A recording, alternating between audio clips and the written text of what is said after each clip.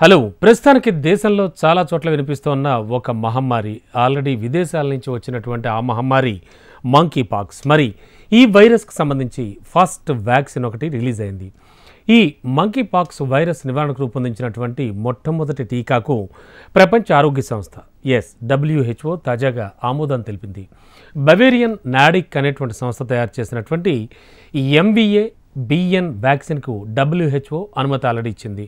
So ఈ vaccine పెద్దవాళ్ళ కోసం మాత్రమే తయారు చేశారని, అయితే ఈ వ్యాధి వ్యాప్తి అధికంగా ఉన్నటువంటి ప్రాంతాల్లో అయితే చిన్నారులకు కూడా ఇది ఇవ్వొచ్చని WHO వెల్లడిస్తోంది.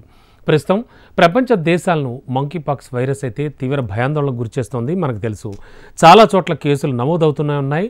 ఇండియాలో కూడా తొలిసారిగా ఫస్ట్ ఒకే ఒక కేసు నమోదైంది. అండ్ అసలు యాక్చువల్గా దీని పుట్టుపూర్వోత్తరాలు ఒకసారి చూస్తే ఆఫ్రికా కంట్రీస్లో పుట్టినటువంటి మంకీ పాక్స్ వైరస్ గత కొన్ని రోజులుగా వివిధ దేశాల్లో అత్యంత వేగంగా శరవేగంగా కూడా వ్యాప్తి చెందుతోంది. ఈ క్రమంలోనే తాజాగా భారత్లో కూడా తొలి మంకీ పాక్స్ కేసు వెలుగు చూసింది.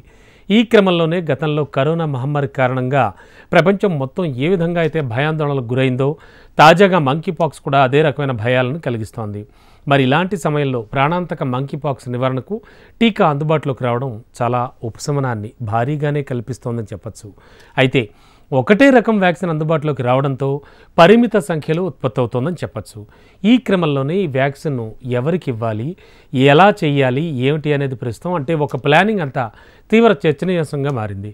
గత కొంతకాలంగా ప్రపంచ దేశాలను వణికిస్తున్నటువంటి ప్రాణాంతక మంకీ పాక్స్ విషయంలో కీలక పురోగతి అయితే చోటు చేసుకుందని శాస్త్రవేత్తలు చెప్తున్నారు. పెద్దలకు మంకీ పాక్స్ రాకుండా నివారించడానికి తయారు చేసినటువంటి వ్యాక్సిన్ అత్యవసర వినియోగానికి వరల్డ్ హెల్త్ ఆర్గనైజేషన్ WHO తాజాగా అనుమతులు కూడా ఇచ్చింది. అండ్ ఆఫ్రికాతో పాటు కలిపి ప్రపంచ దేశాల్లో వేగంగా విస్తరిస్తున్న ఈ మంకీ పాక్స్పై పోరాటంలో ఇది కీలక ముందడుగని WHO ఆల్రెడీ వ్యాఖ్యానించింది కూడా. తాజాగా బవేరియన్ నాడిక్ సంస్థ అభివృద్ధి చేసిన MVA-BN మంకీ పాక్స్ వ్యాక్సిన్కు WHO ఆమోదం కూడా తెలవడం జరిగింది.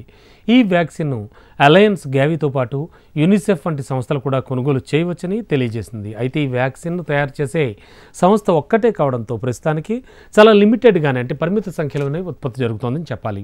మరి ఈ క్రమంలోనే ముఖ్యమైన ప్రాంతాల్లో వెంటనే ఈ వ్యాక్సిన్ అందించడానికి కొన్ని రకాల అంటే దాదాపు అన్ని రకాల చర్యలు చేపట్టాల్సిన అవసరం అయితే ఉందని WHO అభిప్రాయం వ్యక్తం చేస్తోంది.